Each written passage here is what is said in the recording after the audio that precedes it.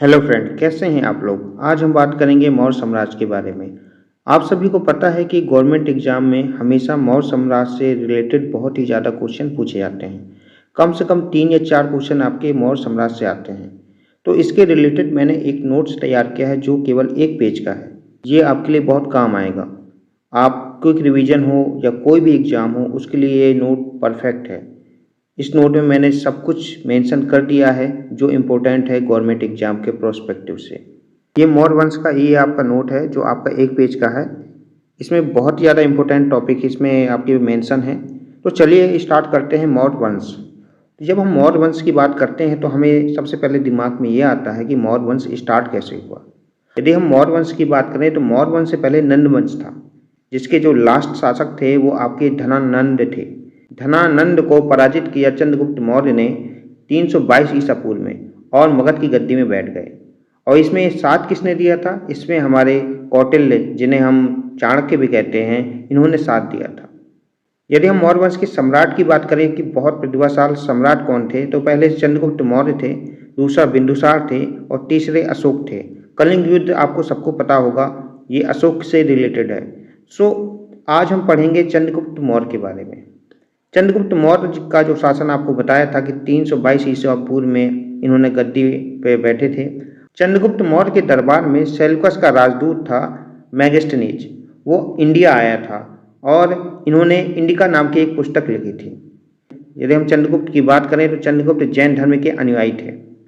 आप चाहे चाणक्य कहें या कौटिल्य, इन्होंने अर्थशास्त्र की रचना की थी। चंद्रगुप्त मौर्य से रिलेटेड आज के टाइम पे क्या है यदि बात करें तो सोहेगौड़ा ताम्रपात्र है जो गोरखपुर में है और महास्थान अभिलेख है जो बांग्लादेश में है।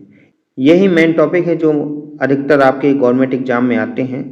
अभी फिलहाल पैट एग्जाम चल रहा है, इसके रिलेटेड मैं मेंशन करके बना रहा हूँ ये नोट। तो अब हम बात करते हैं बिंदुसार के बारे में, जिसे हम अमित्र घाट भी कहते हैं। तो बिंदुसार जो था 298 ईसा पूर्व में गद्दी में बैठ गए थे।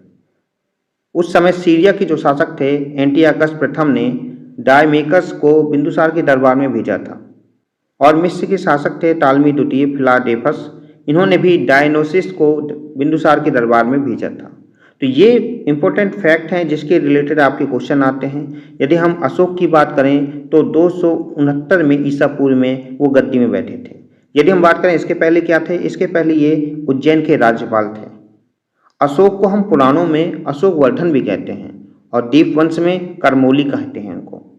अशोक के यदि अभिलेखों की बात करें कि सबसे पहले किन्होंने पढ़ा था, तो आपके जेम्स प्रथम ने पढ़ा था इनको।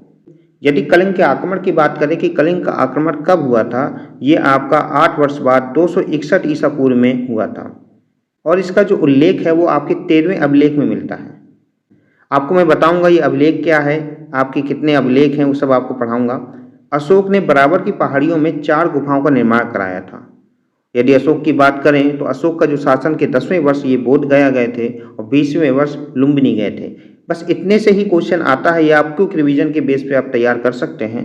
अब हम बात करते हैं शिलालेख के बारे में। शिलालेख जो थे और उनका क्या विषय था, इसके बारे में अब हम बात करेंगे। यदि हम शिलालेख की बात करें तो 13 शिलालेख हैं। आपको 13वें शिलालेख में आपको कलिंग का वर्णन मिलता है, ये आपको पहले बता चुके हैं।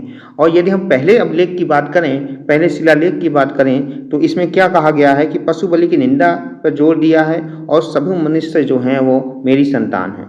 दूसरे अभिलेख में पशु चिकित्सा, मानव चिकित्सा, लोक कल्याणकारी कार्य जो थे और चोल, चेर, पांड्य, सतीपुत्र राज्यों की चर्चा इसमें हुई थी। तीसरा जो अब शिलालेख था वो आपका युक्त, रज्जुक और प्रादेशिक अधिकारियों का दौरा करने का आदेश था तीसरे अभिलेख में। यदि चौथे अभिलेख की बात करें तो इसमें धर्माचरण के भेदीनाथ द्वारा धम्म की उद्घोष की गई थी। यदि हम 5वें की बात करें तो धम्म के महापात्रों की नियुक्ति इसमें हुई थी। 6वें की बात करें तो आत्मनिर्णय की शिक्षा जो थी वो इसी अभिलेख से लिखी गई थी। और 7वें अभिलेख जो था वो सभी संप्रदायों के लिए सहिष्णुता, ये आपके 7वें शिलालेख में था। और 8वें शिलालेख में सम्राट के जो धर्म यात्रा हुए थे, आपको पता है कि श्रीलंका हुआ, ये कहीं पे भी इन्होंने बौद्ध धर्म का विस्तार किया था। तो ये जो अभिलेख हैं ये आपके सम्राट की धर्म यात्राओं का उल्लेख मिलता है इसमें। यदि 9वें अभिलेख की बात करें तो धम्म समारोह पर जो चर्चा हुआ करती थी वो आपके 9वें अभिलेख में हुआ करती थी। यदि 10वें अभिलेख की बात करें तो धम्म नीति की श्रेष्ठता पर बल दिया गया। तो उसकी जो श्रेष्ठता है उस पर जो बल दिया गया वो आपके 10वें शिलालेख में आपके मिलता है। यदि हम 11वें शिलालेख की बात करें तो जो धर्म नीति की जो व्याख्या है वो आपके 11वें शिलालेख में आती है। यदि 12वें शिलालेख की बात करें तो सर्वधर्म समभाव, सभी जो धर्म हैं वो समान हैं, ये जो है आपका 12वें शिलालेख में आता है और स्त्री का जो उच्च स्थान है उस पर चर्चा हुई है। यदि 13वें शिलालेख की बात करें तो इसमें कलिंग युद्ध का जो वर्णन है वो आपका 13वें शिलालेख में आता है। ये शिलालेख कुछ नहीं है, कुछ पत्थर में उसमें लिखा रहता है, उसे ही हम शिलालेख कहते हैं। जैसे आप आज के टाइम पे देखें कि जो आप गाड़ी से जाते हैं तो रोड के बगल में ये लिखा रहता है इतने किलोमीटर, तो ये सब चीज़ें क्या है, ये शिला हैं। अब इस पे जो कुछ लिख दिया जाए तो उसे हम शिलालेख ही तो कहेंगे। तो ऐसे ही पहले के टाइम पे शिलालेख लिख दिया करते थे, कोई भी आदेश देना होता था तो उसी में लिख दिया जाता था। धार्मिक नीति है, कोई भी आपका कुछ भी निर्णय लेना है, वो सब चीज़ें इन्हीं अभिलेखों में लिखे गए थे। तो ये आपके केवल 13 शिलालेख हैं जो आपके लिए इम्पोर्टेंट हैं, इनको आप याद कर लें। अब जब हम मौर्य साम्राज्य की बात करते हैं तो पक्का है कि वहाँ कोई ना कोई अधिकारी या अध्यक्ष या कुछ ना कुछ होंगे, तो उनके कोई ना कोई विभाग होंगे। तो इनके रिलेटेड है कि कौन से विभाग का कौन से अध्यक्ष था और उस समय उसको क्या कहते थे। यदि हम वाणिज्य की बात करें उनको हम पंड्याक्ष कहते थे। यदि नौबतौल की बात करें तो उसे पौटवाच कहते थे।